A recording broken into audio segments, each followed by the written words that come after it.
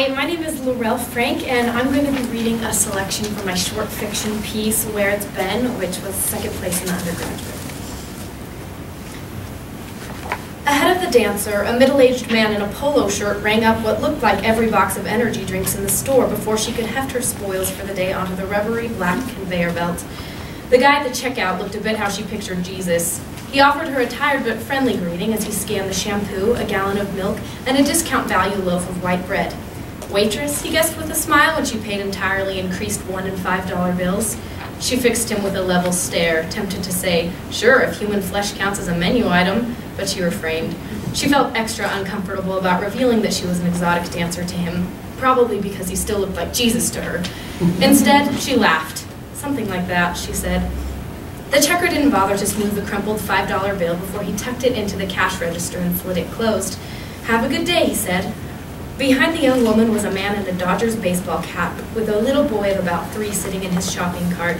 A smile quirked on the checker's mouth as he figured out what the little blue-eyed, freckle-faced boy's discordant "done top be weedin" was supposed to mean, and that the babbling toddler was trying to sing Journey.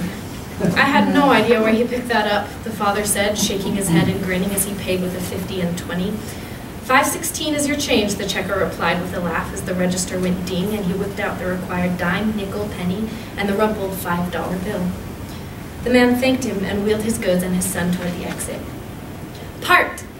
The father, not nearly as adept at translating his kid's gibberish as his wife, followed his son's pointing finger to a vending machine crunched between that impossible game with the claw and a soda machine.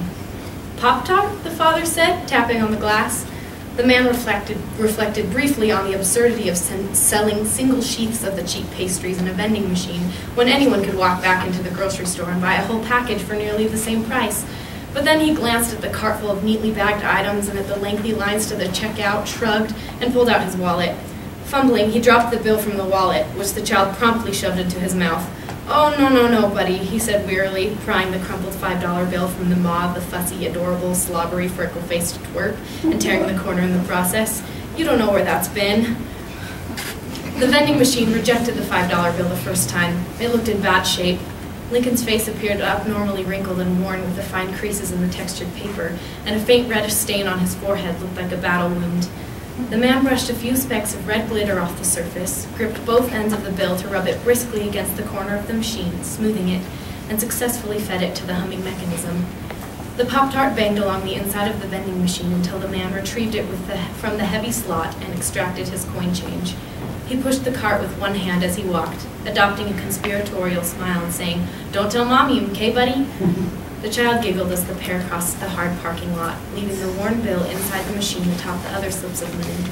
In the darkness, the bills pressed against one another with various levels of creasing and imperfection, but they seemed somehow crisper when they lay stacked neatly together. Thank you.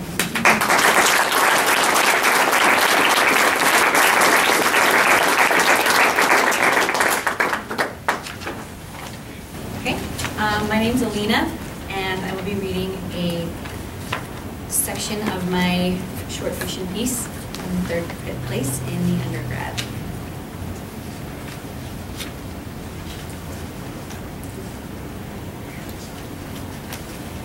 If I can find my spot.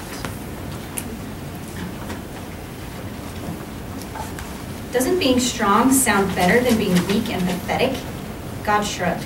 Who said that was weak and pathetic? Everyone, I said. Like who? I thought for a minute. Abel. Really? He still sounded amused. And he told you this? Well, sort of, I squirmed, remembering that I couldn't lie to God. But I heard from Gabriel that he thinks Abel could have done a lot more good if he had been able to stay alive longer. God scratched his chin, appearing to think. Yes, I suppose he could have. And Cain wouldn't be in such hot water right now either. God just kept scratching at his chin. Really, would it be all that bad if we were all a little more plucky? God's face was a study. You really think that? I thought long and hard before forming my answer. I'm just furthering a friendly debate, I hedged.